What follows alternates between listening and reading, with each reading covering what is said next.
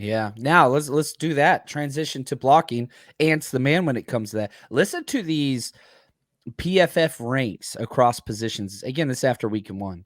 Trent Williams, 7th best tackle. McGlinchey, 14th. Burford, 15th best guard. Banks, 10th best guard. I mean, that's incredible. Then you get to Brindle. He's 25th out of 33 centers that played. What was your assessment of the offensive line? There's been takes about how bad they were, how great they were, how consistent they were, how awful they were. I mean, it's all over the map. And I'm kind of in the middle. I think they're kind of in the middle of the road. I thought both, especially the interior guards, I thought they showed moments where they looked really good. I thought they had moments where, like Aaron Banks whiffing on a guy at the goal line. Those things happened. And I think that this was a learning experience, but the same kind of leeway I was giving to Trey Lance as far as, hey, he's going to have ups, he's going to have downs, I'm giving to this offensive line as well. There's going to be problems. These 5 guys didn't play together besides practice the entire preseason. There was no reps for them. So them getting used to playing together is going to be a process. I think it's 5-6 weeks into the season before we see these guys playing at their best level, which is not great. But overall, did they play good enough for the Niners to win against Chicago? Yes. I think that's good moving forward. But there's still development that needs to be done. Forster's going to have to keep pushing. Yeah, I don't think the 49ers lost because of the O-line. I don't think the 49ers lost because of Trey Lance.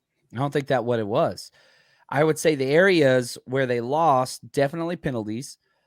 Turnovers were key, and Trey Lance was a part of that. The Debo fumble was a part of that. The Mike McGlinchey sack, which pushed them out of field goal range, was a part of that. But it's just like it was death of 1,000 cuts. And you saw the D-line, which is clearly the strength of the 49ers, dominant as you could ever possibly be in the first quarter and a half. Second half, I don't know, man. D-line was kind of absent, right? Well, here's the problem. You have a defense and a defensive line that's built on penetration.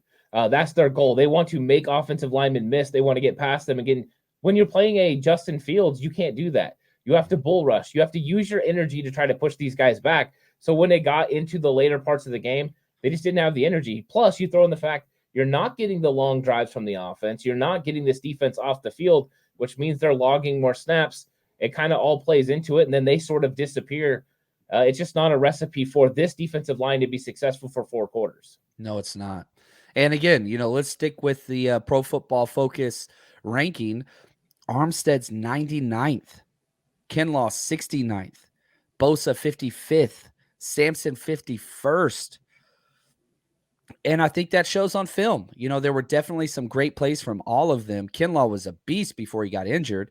I'm curious to see how he's going to rebound this week because, man, that first and second drive, Kinlaw was great. Then after he tweaked his ankle, just didn't look like what you wanted. You know what I mean? So I don't know what's got to change because the talent's there. The depth is there. Hassan Ridgeway looked great, by the way. There was so much there that it seems like it fits. It just didn't come together. Yeah, I think as far as defense, I mean, these guys just gotta, it's going to change the formula a little bit this week when they go against Seattle. You're going to be able to get in there and get after Geno a little bit more. Is he mobile? Yeah, but he's not Justin Fields. He's not going to create with his legs. So you're going to be able to take more chances. Both of them are going to be able to get upfield. You're not as worried about your pass rush integrity, your lanes. You're not worried about staying in those as much, which means we're going to get a more free and fluid pass rush, which I hope is going to equate to more pressures and more sacks. I think it will. But they're going to have their hands full because Seattle's going to want to run the football on them.